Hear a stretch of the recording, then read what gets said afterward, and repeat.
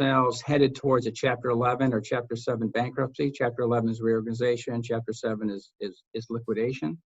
And it's really not a good strategy. That is not a good plan. A lot of people think that that's a bit of a haven. It might be for a very, very short period of time, but it's not. It's expensive. It's time consuming. You know, are your customers going to stay or leave? It's all the stress that goes along with that. And in most Chapter 11s that I've been involved with over the years, you know, a lot of them in the middle market, they don't get the plan confirmation. Most of them end up in an asset sale, a sale of the business, or some combination of asset sale and liquidation. But in both those instances, the shareholders walk away with nothing. So they don't have their business anymore. Somebody else buys it and moves on that way. So my recommendation is for people to let's work hard on the front end. Let's get the turnaround and restructuring going. And then the back end, you have a viable, profitable company going forward. Do you mind talking a little bit about Chapter 11? I mean, I know you're not an attorney, but just kind of like the 50,000 foot view, like in terms of what that entails and why someone might consider it. Yeah. So in the middle market, a lot of times it happens because the company starts coming to a grinding halt in their liquidity. So and they kind of start a downward spiral. So what I mean by that is they don't have the cash to pay their vendors on a timely basis. That you kind of go through that fight, and over time the vendors push back and start accelerating the payment terms. Well, when the company can't afford that, then they're not able to bring in material. When they can't bring in material, they can't meet their customer requirements, which further reduces their liquidity. And when they've got that spiral going, that's when you almost come to a grinding halt for the ability to do business.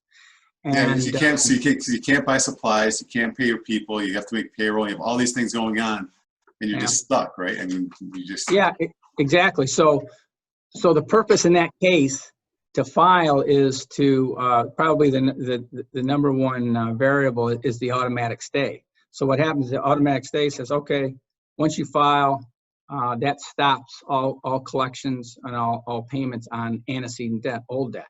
So you're moving forward. You don't have to pay all that old stuff. You're just paying what I'll call COD on a go-forward basis. So that improves your liquidity right out of the gate. So you've got that breath of fresh air, if you will. But that doesn't last long because, like I said, it's expensive because usually, not usually, the company's going to hire a legal counsel. The company's probably going to hire financial advisors. There'll be an unsecured creditors committee appointed, the top 20 creditors. They're going to have their counsel. They may have their own financial advisors. And all that is part of now the DIP budget in the bankruptcy. So not only do you have to pay your costs current going forward, but you got this other layer of costs on top of it. And in the middle market, it's just difficult to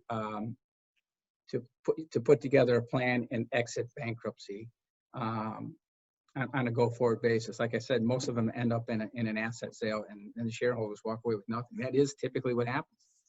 So it seems like that's almost a last case resort, worst case resort. That's the last thing before you're pretty much done.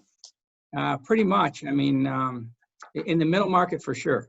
Now, if you get into the upper corporate markets, and we don't play in that space, but for example, Hertz rental car filed last week. We see all these filings for these large retailers. They're going to put together plans and come out. But in the middle market, it's just, it gets much tougher. Yeah, it makes sense. So Mike, if anyone needs to get a hold of you, are you willing to, I'm assuming you're willing to give someone a free consultation to talk to you if they always want to kind of brainstorm or get some ideas of what you could potentially do to help them? Yeah, sure. I mean, a cup of coffee or phone call is, it happens all the time, and I'm happy to do it. And, sometimes it leads to engagement on our end. Sometimes it doesn't, but if it helps the other person, then that's okay. So yeah, happy to do that and do it all the time. Yeah, and the cup of coffee doesn't have to be over Zoom much longer, right? Yeah, I think next week we'll be able to get out and about. So I think everyone's going to look forward to that. And although we've learned some things on how to do it differently through Zoom and to save time that way, so that's good. But I do enjoy face-to-face for sure.